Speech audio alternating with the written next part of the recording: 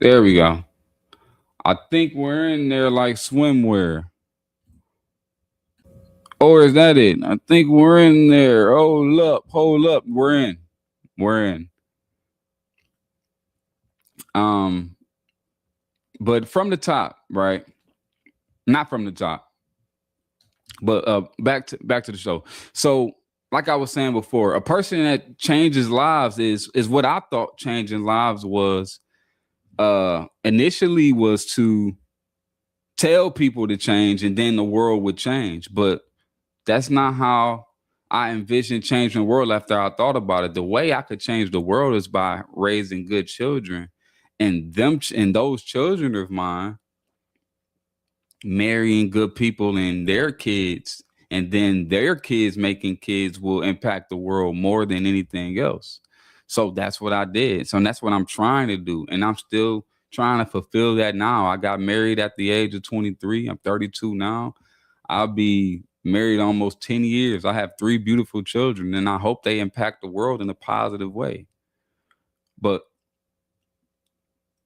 a father working honestly and teaching his kids discipline changes the world. A business owner paying workers fairly changes lives. What's up, Relinda? A person feeding people changes lives. This is real impact on the world. A person helping somebody through depression changes lives. That's servant energy. Those are the blessed people according to Christ. Not because they're poor and not because they're weak. It's because they give. And I'm not saying money is the enemy. I'm gonna clear that up. Money is not evil. The Bible does not say money is evil. It says the love of money is the root of evil. That's different because money is just a tool. Think about this. A hammer can build a house, but a hammer could also hit somebody in the head. It depends on who's holding it. It's same thing with money. Now this changes everything because now the question is not do you have money? The question is what do you do with what God gave you? Um, Rock Home, this is something I would actually come back to watch. I love a great podcast. Keep doing what you're doing. Appreciate you, brother. Thank you so much. Because this is important for me. This is a heavy topic for me. I love this because the world is upside down. The world have you thinking that blessings are curses and that curses are blessings. I'm not a fan of that, and I wish more people knew about this because what do you do with what God gave you is uh is important. If you have millions of dollars, what do you do with that millions of dollars? Do you do the right thing with it? And the right thing is stewardship. If somebody makes millions of dollars, billions of dollars, they own a business, they own teams, they own companies, but they help people, they build people and they feed families, create jobs and give generously and serve others, that person can absolutely be blessed because the blessing is not the money, the blessing is the serving. And honestly, sometimes I think God gives people influence because he knows they'll help people with it. That's kingdom thinking. That really is. But how many it's not about how much can I keep. I used to make money and I used to think about all right, the money helping me. And then I was born again. And then my narrative and my thoughts became how many people can I help? Like that was important for me. Well, it's like it's more important to me now. Who can I help? Right? But modern people got people like nowadays people saying manifest in abundance. And it's the idea in people's minds is how much can I stack? How much can I how much can I uh how much can I earn? How much can I keep? I want millions of dollars in the bank instead of saying I helped a million people. I drove past McDonald's today, and there's one of their not slogans, but on a sign it said "billions served." Could you imagine if you served, let's say your company served a billion people? No matter what you're doing with it, no matter how you slice it, Imagine serving that many people. You fed that many people. Now, granted, them people had to pay for it, so it's different. But imagine if you gave that, if you helped 1 billion people out. You see, social media really changed people. Everybody wants to be seen now, and everybody wants applause. Everybody wants followers. You ever notice like regular people talking like they're celebrities now? Like, friend of mine, man, people hate seeing me win. Niggas hate seeing me win. Bro, nobody hates you. Nobody even thinking about you. And honestly, the internet trained people to think attention equals value. Like, that's dangerous because now, like, humble people get ignored, loud people get rewarded. Like, selfishness becomes like confidence, and narcissism becomes self-love. Meanwhile, Christ says, deny yourself. Modern culture says, worship yourself. That's the war. The world got it backwards. The internet rewards ego, vanity, outrage, and selfishness. But the kingdom, Christ's kingdom, rewards discipline, generosity, and service. That's completely opposite systems. Most people in the world look at vanity and go, that's success. And look at humility and don't really see success. That's most of the world. The servants hold society together. Think about this. Who actually keeps society running?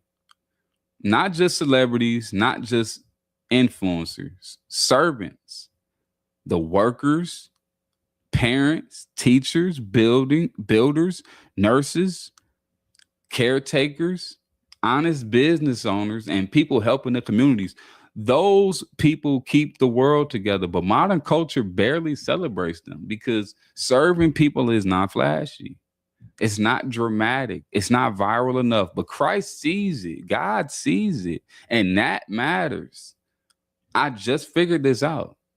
God may care way more about how many people you help than how many people clap for you. I know we all looking for applause, but what if the more people you helping without the applause actually means more? That changes everything because now success becomes usefulness, service, stewardship, love, sacrifice, not just status. Sacrificing is successful. Imagine you sacrificing more as being deemed as success. Okay, the kingdom has to the kingdom is kind of flipped the pyramid, right? The world says become the king. This is what most people think is success is. Success is becoming the king. But Christ says Christ says no, become the servant. You have to be the servant.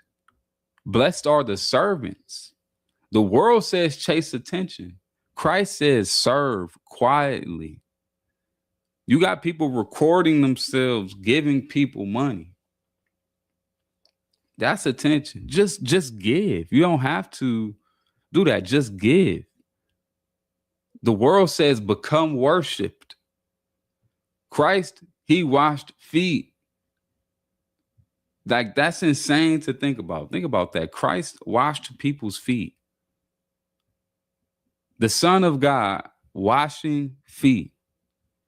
Meanwhile, people nowadays won't even return a text message because they think they're too important.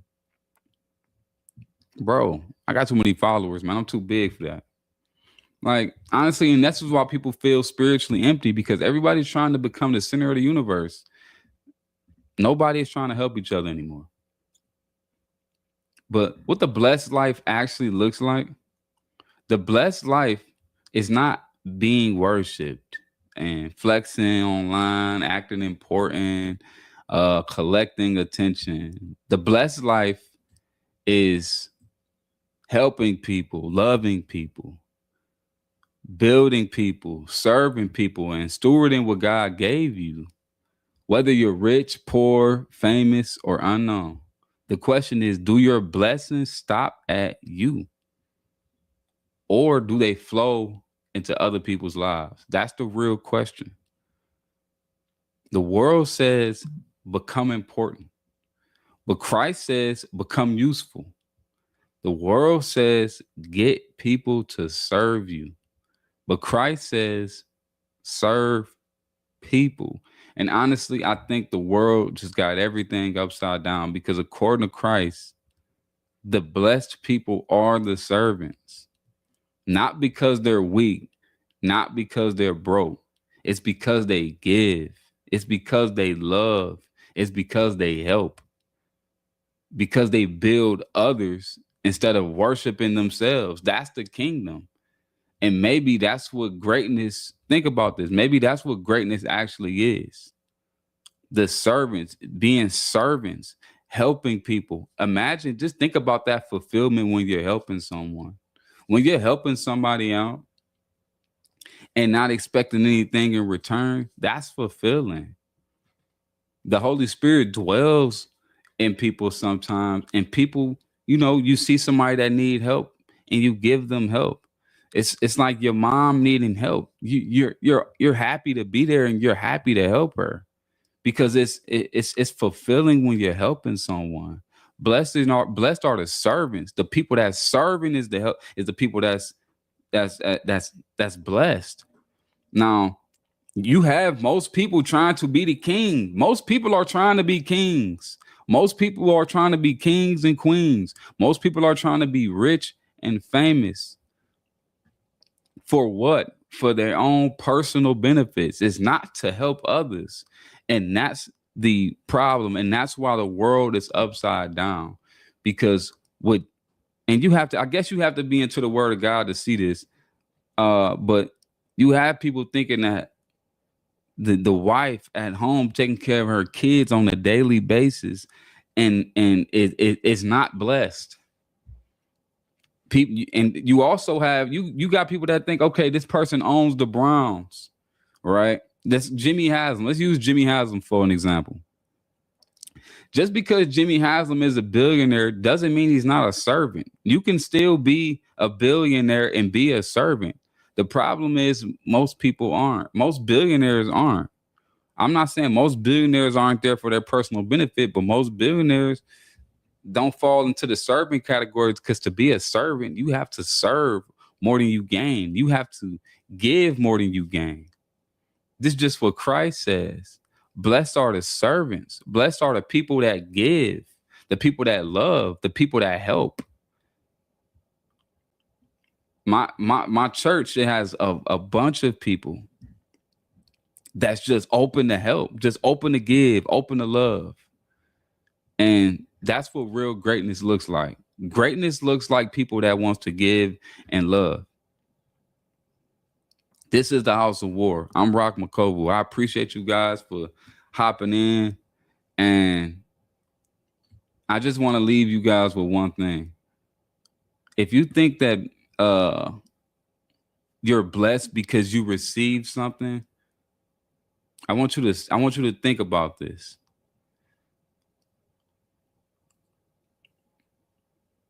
You're really blessed if you give. You're blessed if you help someone. You're blessed if you're thankful to be in a position to help. You're not blessed because you were given anything. You're not blessed because you have a big house. You're blessed if you have a house and you can take people in and help them. That's what makes you blessed. I love y'all. See you on the next episode.